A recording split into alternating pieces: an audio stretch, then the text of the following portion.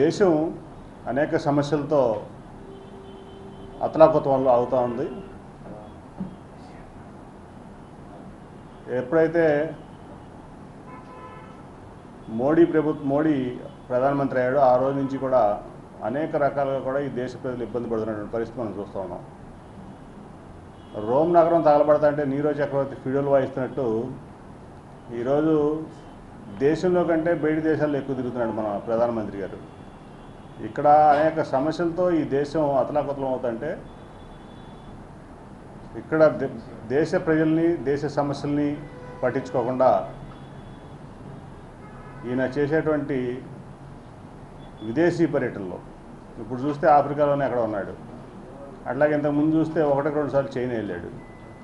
ఆ రోజున చెప్పా పెట్టకుండా నవాజ్ షరీఫ్ ఇంటికి వెళ్ళిపోయాడు పాకిస్తాన్లో.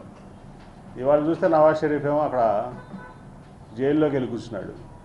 అట్లా రకరకాలుగా కూడా ఇతను చేసేటువంటి డ్రామా, ఇతను చేసేటువంటి నయవంచన 2014కు ముందు ఇతను ఇచ్చినటువంటి హామీలు, తర్వాత ప్రజా సమస్యలు పట్టించుకోకుండా, ప్రజల సంక్షేమం పట్టించుకోకుండా, ఈ దేశాభివృద్ధి పట్టించుకోకుండా ఇతను ప్రవర్తిస్తున్నటువంటి తీరు.